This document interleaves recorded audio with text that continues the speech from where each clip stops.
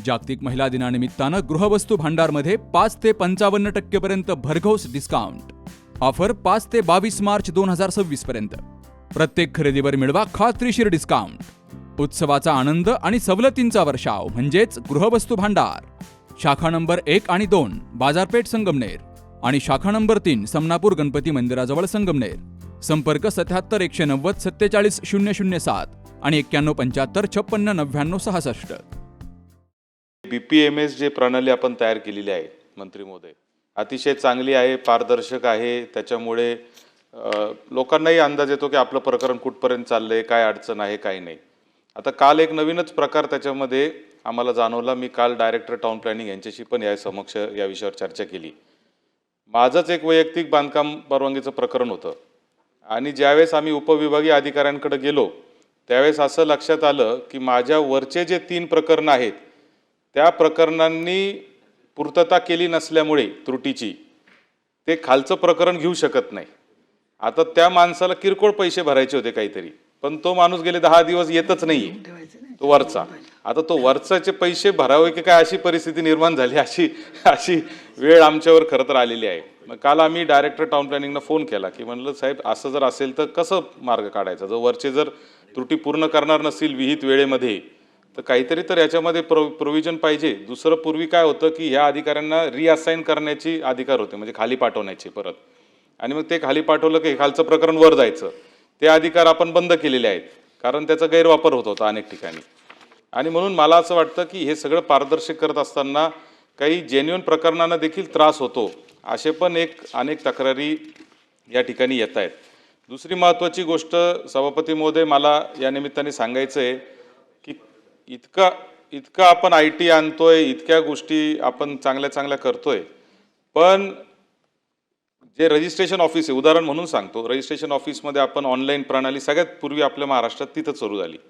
आजही दिवसातून 1 तास तरी ते सर्व्हर डाऊन असतं.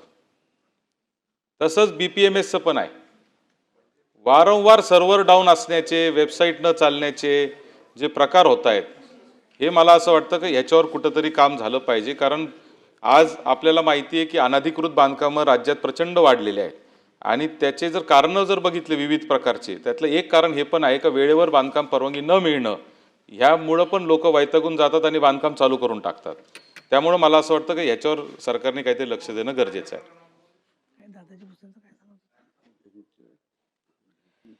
सभापती महोदय, सन्मान्य सदस्य सत्यजित तांबेंनी जो मुद्दा सांगितला तो कदाचित वैयक्तिक प्रकरणाचा असेल, परंतु सगळ्यांच्यासाठी अतिशय महत्त्वाचा आहे. मी आत्ताच जी माहिती घेतली की एखाद्या प्रकरणामध्ये प्रायोरिटीनं आपल्या वर क्रमांक असलेल्या प्रकरणानं जर कागदपत्र पूर्ण केले नाहीत किंवा पैसे भरले नाहीत तर त्याच्या खालचं प्रकरण करायचंच नाही. ही जी काही सिस्टीम कुठनं प्रणाली निर्माण झालेली आहे काय मला जगात कुठं नसेल असं मला वाटतं. त्याच्यामुळं मला असं वाटतं की पहिल्या माणसानं पैसे भरले नाहीत, पहिल्या माणसानं जर कागदपत्राची पूर्तता केली नाही तर त्याचा इफेक्ट हा दुसऱ्या माणसावर होऊ नये आणि त्याचं नुकसान होऊ नये ही दक्षता शासनाने घेणं गरजेचंच आहे. आणि आजच टाउन प्लॅनरला निर्देश दिले जातील की ज्याचे कागदपत्र पूर्ण करून घ्यायचे आहेत, ज्याचे पैसे भरून घ्यायचे आहेत, त्याच्यासाठी दुसऱ्याला तंगवण्यात काहीच अर्थ नाही. तर त्याच्यामध्ये सिस्टीममध्ये बदल करावा लागेल. तो सिस्टीममध्ये बदल आम्ही नक्की करू. आणि मगाशी सत्यजित तांबे साहेबांनी जो आमच्या BPMSचा लॉंग फॉर्म काय, बिल्डिंग परमिशन मॅनेजमेंट सिस्टीम, बरोबर ना, तर ती प्रत्येकाला मिळावी परमिशन, यासाठी आम्ही निर्देश देऊ. पण याच्यामध्ये तांबेसाहेब अजून एक महत्त्वाची गोष्ट अशी आहे की जे अर्ज करतात आणि जे अर्ज करून ते प्रकरणं पेंडिंग ठेवतात त्यांना देखील काही कालावधी देणं गरजेचं आहे. म्हणजे मी आता काय ब्रीफिंग करणाऱ्या अधिकाऱ्यांशी बोललो नाही, पण ते कायमस्वरूपी दिसण्यापेक्षा त्या सिस्टीमवर त्यांना काहीतरी कालावधी देणं गरजेचं आहे आणि तो देखील कालावधी देण्याच्या दृष्टीनं त्या सिस्टीमवर आपण एक कार्यप्रणाली तयार करू. आणि दुसरी महत्त्वाची गोष्ट आहे की त्या दिवसांमध्ये त्यानं जर ते प्रकरण पूर्ण केलं नाही तर ते त्यावेळी बाजूला होईल. त्याला परत करायचं तर नंतर करू शकतो, पण त्याच्यामुळे बाकीचे जर अडकणार असतील तर ते योग्य नाही. आणि आता सिस्टीममध्ये तो असताना जर बाकीचे अडकत असतील तर ते कागदपत्र परिपूर्तता जर झालेली असेल तर त्यांना देखील परमिशन देण्याचे निर्देश दिले जातात. आपल्या डोळ्यांची काळजी घेणारं पोखरकर नेत्रालय आता नवीन ठिकाणी सुसज्ज आणि अद्ययावत स्कायलाइट मल्टी स्पेशालिटी हॉस्पिटलमध्ये. डोळ्यांचे विविध आजार, ऑपरेशन्स आणि उपचार आता एकाच ठिकाणी.